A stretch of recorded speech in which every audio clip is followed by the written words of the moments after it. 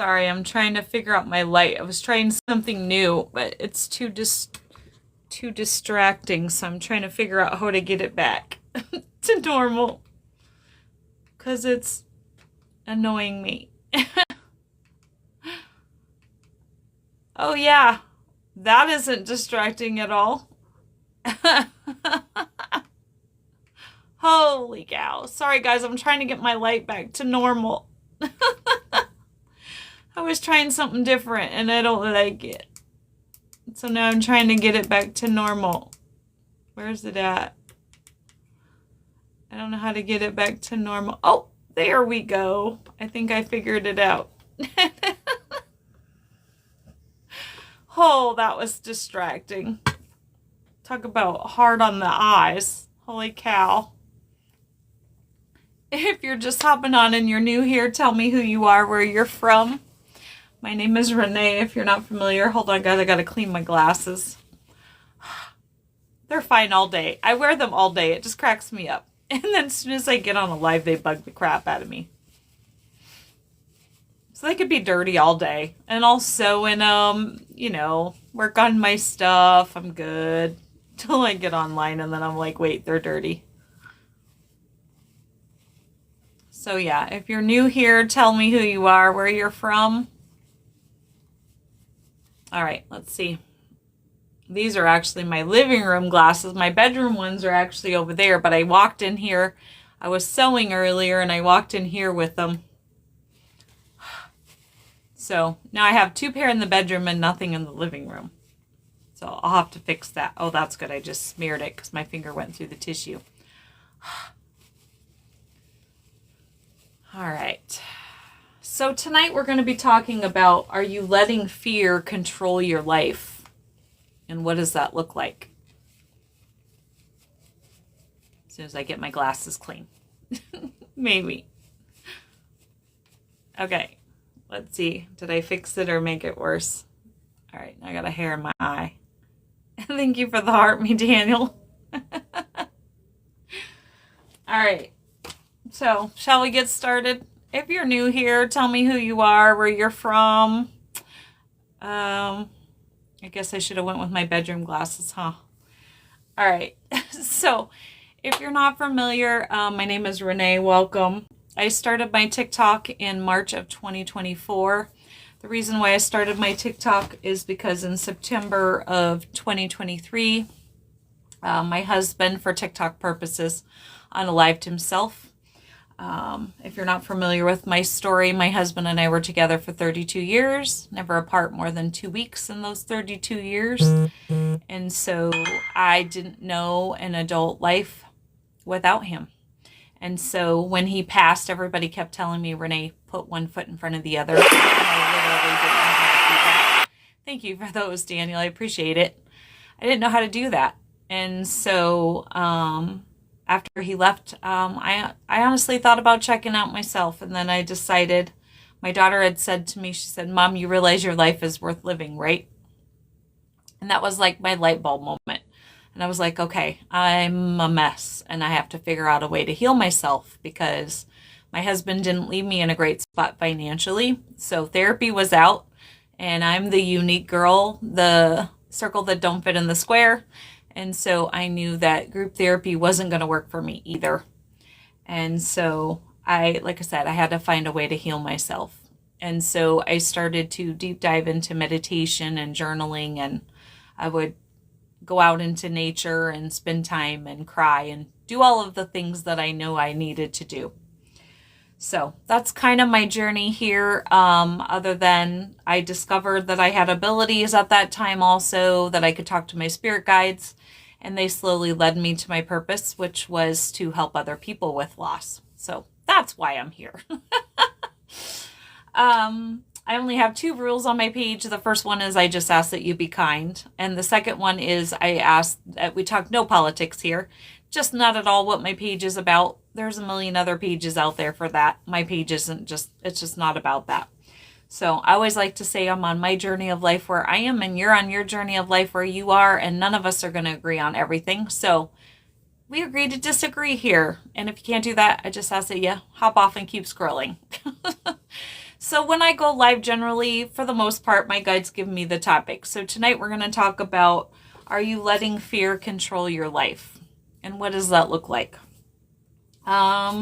So I just always like to say we are not shy here. So if you've got something you want to say, your page, my page is your page. I can't talk tonight at all. Lordy. So don't be shy. We're not shy here.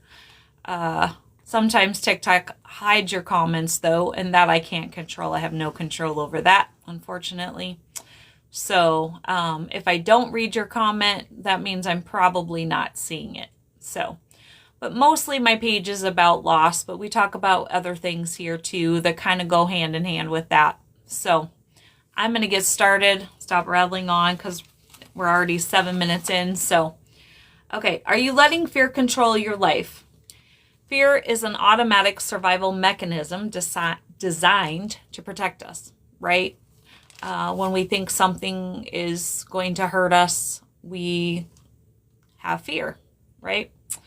But it becomes a barrier when it turns into a chronic worry, or it holds you back from your everyday life, right?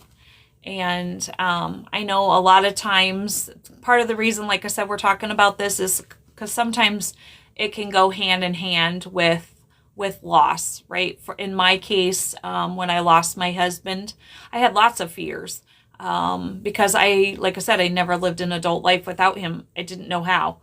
And so, I had fears of how am I going to do this or do that because I had never done it alone. So it can turn into a hindrance, right? A barrier. Managing fear requires shifting your relationship with your emotions, which is something that I had to learn. So that it informs you but doesn't control you, right? So there's lots of different beliefs. The core belief trap, fear that stems from deeply ingrained and unconscious belief formed in your childhood sometimes, right? Or through a past criticism, that your worth is maybe somehow tied to your achievements or your ability to do something, right? So if you're new here and you're just hopping on, tell us who you are, where you're from. If you're not familiar, my name is Renee. Welcome. And then you have the comparison trap. And we've talked about this one numerous nights because it falls into a lot of different categories, right? Comparison, right? Social media contributes to the comparison trap. We only see people's polished reality and carefully curated, highlighted reels, right? But sometimes we can look at other people's social media and think, oh, their life is perfect. And we don't always see, like I said, that's something that maybe they've polished. From the Philippines, welcome. How many more did I miss? Sorry, guys. Two. I'm just going to back up real quick, make sure I didn't miss anybody. A lot of fakes out here. Just need a true reading my future. Well, I'm a true medium, so if you're interested, my email's down in the bio, and I do one-on-one readings. So that's how you would set that up if you're interested in a reading. Okay, so like I said, social media is big for nowadays being able to look at that and go, oh, their life is perfect, or they're perfect, or they don't have any problems. Well, we don't see what goes on behind the scenes with people. And I've said this multiple times, we don't know what they go through to get to where they are, right? I had worked at a school once, and one of the people that I worked with, I had gotten a new car. I'd never had a new car. I drove $500 clunkers most of my married life in the beginning, probably the first 15 years, right? And so I had gotten a new car, and she took it upon herself to judge me. And I felt very judged because I drove a new car. She didn't know what it took for me to get there, and the things and the hard work that we did in order to have that new car, right? So never judge somebody, never compare yourself to somebody else, because you never know what's going on in their life. You've never walked a day. Like I always told my kids when they went to school, if you've never walked a day in somebody's shoes, don't compare yourself. Don't judge somebody else.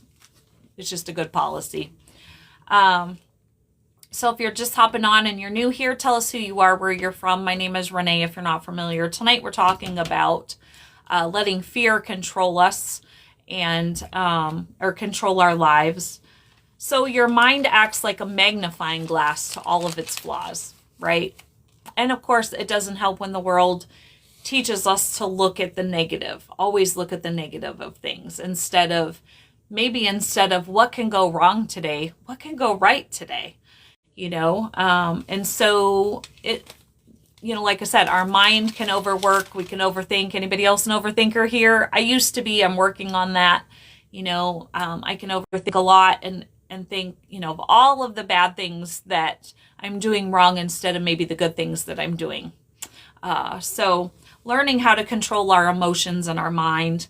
Some of the things that maybe our mind tells us is we're not good enough, right? We're a failure. We're not worthy. We're not handsome enough. We're not pretty enough. We're not smart enough. Maybe we're not lovable, right? And I've talked about this one on live before too. Thank you for all the likes, guys. I do appreciate that. Those hearts really do help. Most of my entire life I felt broken because, I either talked too much or, I was too emotional or I loved too much or whatever it may be, right? And so I had this opinion of myself that I was broken.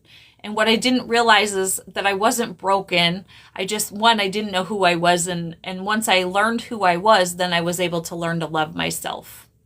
And so that helps. And also realizing too that if people think those things of us, then guess what?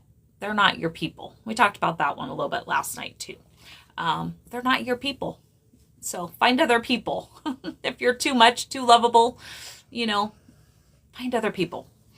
Learning who you are and learning to love yourself. That is huge. And my friend Jen, who's on here tonight, we talk about this all the time.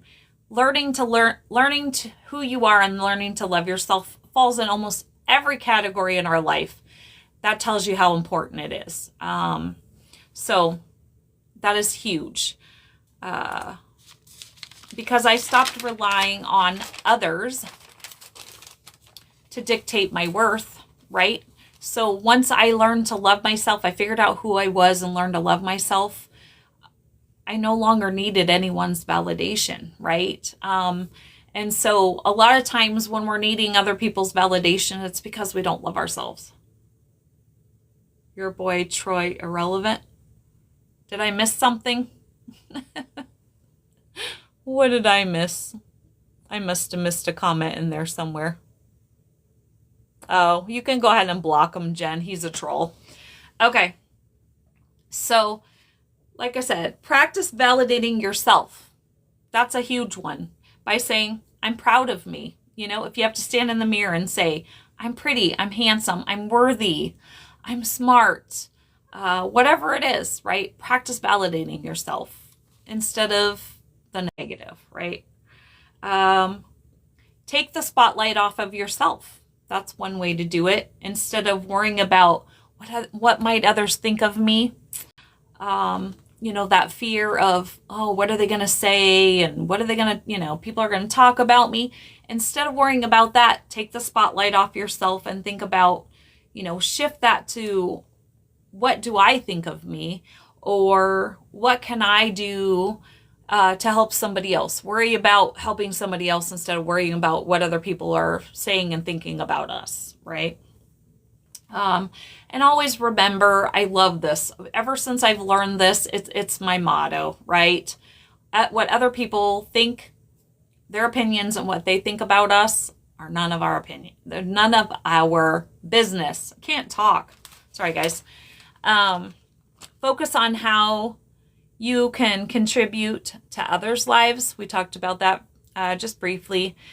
It's important, like I said, take the shift off of you, right? If you can't focus on the good for you, then focus on the good you can do for others.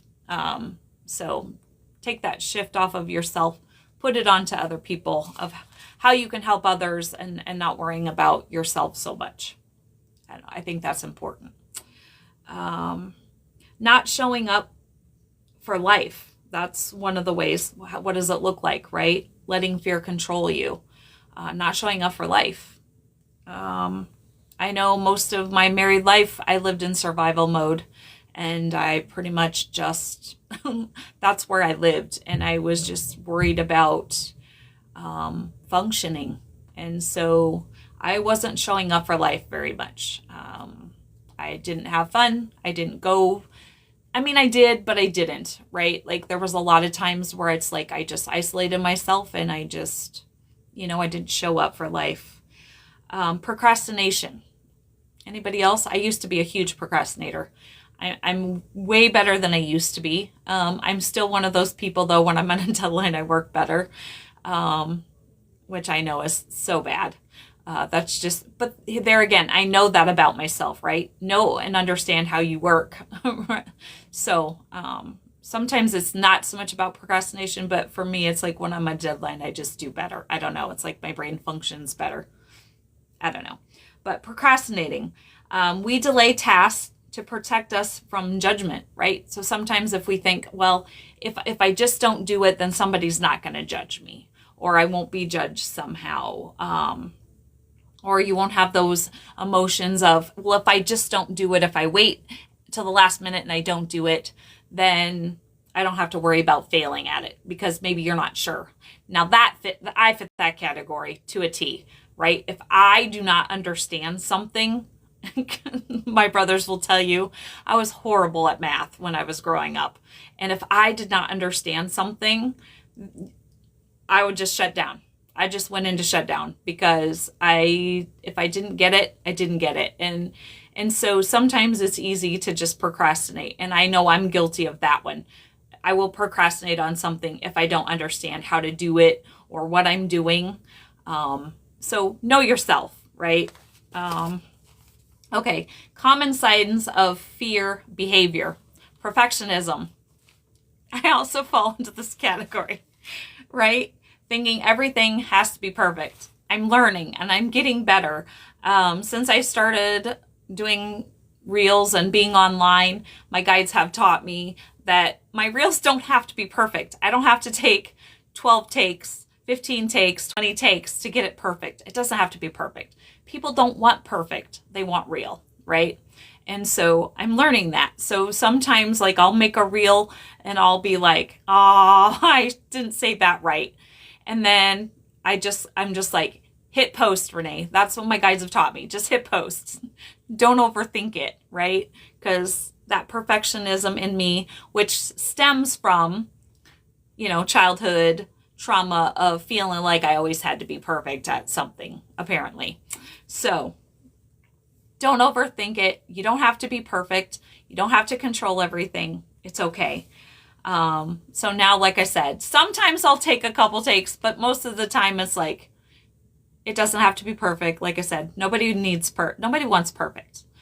None of us are perfect. So just do it, right? Get it done. So if there's something that you're needing to do and you're procrastinating on it because you think it has to be perfect, it doesn't have to be perfect, right? I know when I first started doing my sewing again, and sometimes I don't stitch perfectly straight, right? It's okay. I make dog collar bandanas, and sometimes my stitch isn't perfectly straight. And trust me, nobody pays that much of attention. So there again, where I had to go, okay, it doesn't have to be perfect, Renee. People understand you're not perfect. So it doesn't have to be perfect. They just want real. Let's see. People pleasing. I also fell into that category. There again, right? I grew up thinking I was broken because people didn't like me because I was the unique girl, right? I was the girl that stood out. I wasn't popular. And so I thought people would like me if I, did whatever. So sometimes maybe they would say, well, will you do this? And I would do things for people, mostly in, like in my 20s and my 30s, not so much in my 40s because I finally was learning my lesson. But, thinking that I had to please everyone, right? I had to please my family. I had to please people at church. I had to, all these people that I had to please in order to think, well, if I didn't please them, then they wouldn't like me. And what I learned is I really don't care, right? My give a crap button broke right around my 40s, but really broke once I learned who I was and learned to love myself, because that caring is there again. That people pleasing will go away when you no longer need people's validation, right? So when you learn to love yourself, like I said, this falls into every category we talk about on here. When you learn to love yourself, then you stop your people pleasing tendencies, because guess what? There again, you don't need their validation. The only validation you need is your own. So people pleasing also used to be one of those. I'm a reformed people pleaser. Anybody else? Let's see. And learning, and for me, it was learning my peace, right? I just discovered that my peace was the most important thing. And so if pleasing other people was stealing my peace, I just stopped doing it. I just stopped caring, because it's like my peace became more important than anything else, including pleasing other people. And that's the thing, I used to be that person, right? That, took the treats to church and, had to do all of these things where I was driving myself insane, literally crazy. I was running myself ragged like a chicken with my head cut off, because I was trying to do all of these things to make people happy, thinking if I made them happy, then it would make me happy. And here's the thing, all it did was make me miserable and steal my peace. So stop. Overthinking, over planning instead of just doing it. I used to be an overthinker, still can be sometimes. That's my friend. But I'm getting so much better. Sometimes, we overthink things to death. Too much logic where we're not using our gut instinct. Sometimes we need to just listen to our gut instead of thinking and thinking and thinking and thinking and going, well, I don't know the answer and I'm trying to figure it out and I have to have control and all of this stuff, right? Letting our brain and our emotion take over, when sometimes it's just as simple as listening to our gut and going with that, right? Because that's our internal compass. That's the internal compass that God, divine, creator, whatever it is you say or believe, give us, right? So we really don't need to overthink half the things that we do just because we just don't listen to our internal compass. Staying in bad situations, maybe toxic relationships, miserable jobs. I know a couple of years, it wasn't this winter, but last winter, I was in a job I was absolutely miserable. I'm getting up at 4:30, 4 o'clock. No, it was like 3:45 in the morning. I was miserable. It's winter time, it's cold. And I was just absolutely miserable. And I'm like, why am I doing this? Am I doing this worth stealing my peace? And I'm not going to lie, I had to figure out another situation for some income. But you know what? It was worth it, because I saved my peace. I ended up finding another part-time job until my seasonal job started. And so, sometimes you got to ask yourself, your peace or being in something toxic. A lot of times we don't want to give up toxic relationships because maybe it's family. I'm of the mindset there again. I don't care who you are. You're my mother, my brother, my child. If you steal my peace, bye. And that doesn't mean you have to cut them off completely, right? It just sometimes means keeping those people at arm's length. Now, that being said, if you're in a toxic relationship where somebody is totally abusing you, whether it be physically or mentally, there's no excuse for that. You need out. I'm going to leave that at that. Letting fear of the unknown control us, right? Last fall, I got asked to move to California, and I could have said no. I didn't know what that was going to bring, and I could have said, no, I'm not going to do it. And I'm glad that I did do it, because I learned a lot of lessons from doing that. Now, that being said, I gave up my apartment. And so, if it didn't work out in California, I had no place to go back to, which it didn't work out in California, hence living in my brother's basement. But here's the thing.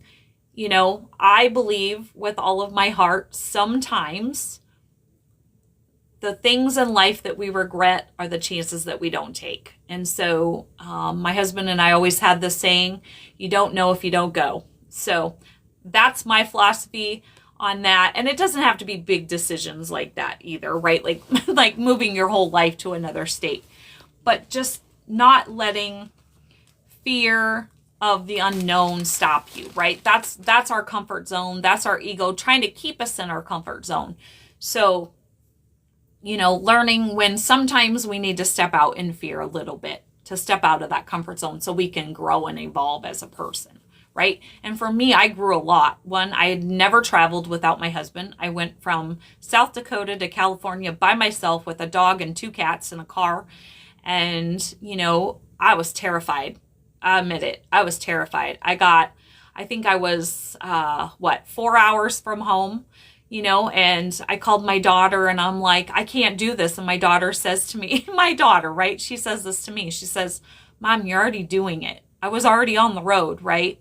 So sometimes we have to step out of that comfort zone if you want to evolve or grow as a person. So don't let fear overtake that, because like I said, there's chances in life that if we don't take them, that you can miss out on things. Sorry. Letting indecision paralyze us. Not making a choice because you're scared you'll pick the wrong path. I know one time I was talking to my Mary Kay director, and I don't remember what the situation was. I think we were moving. We wanted to move, and I was talking to her about it, and I was like, we're not sure what to do. And she looked me dead in the eye and she said, Renee, sounds like you. She looked me dead in the eye and she said, Renee, guess what?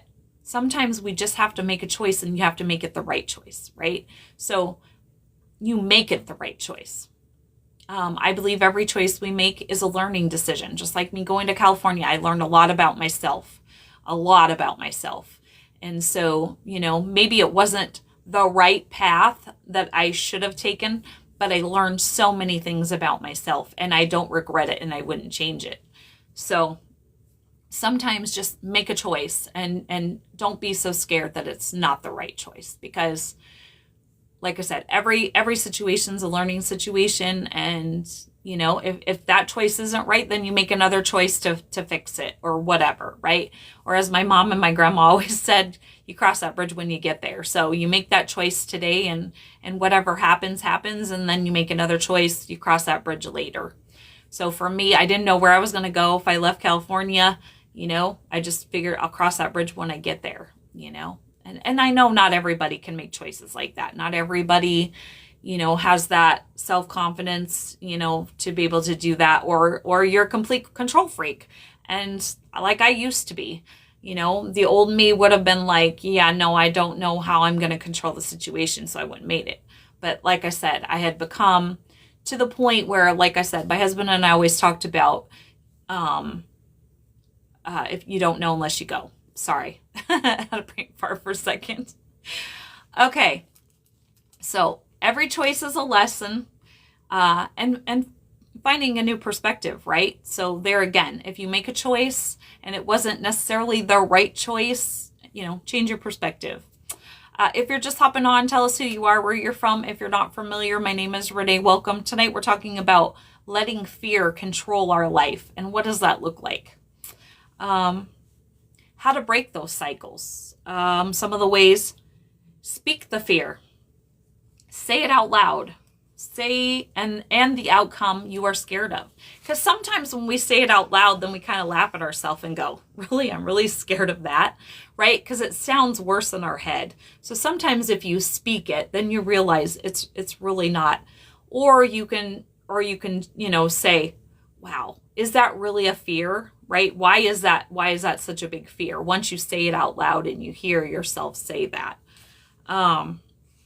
Focus on things you can control, right? Break things down so it's not so overwhelming.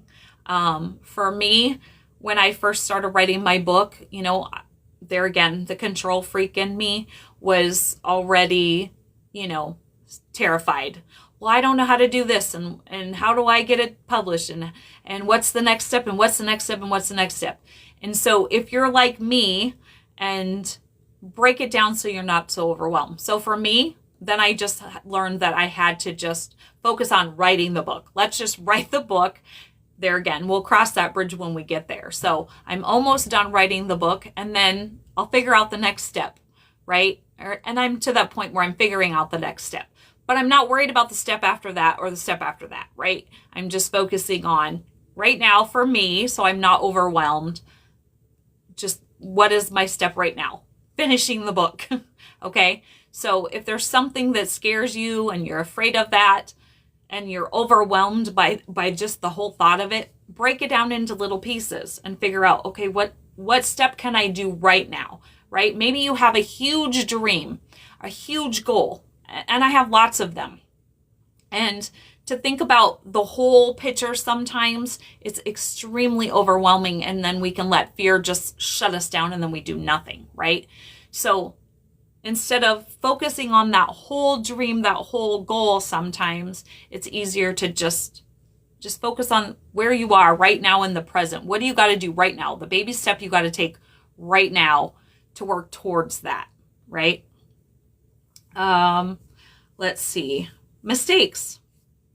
Remind yourself that making mistakes is all a learning experience, right? I make mistakes every single day, right? We all do.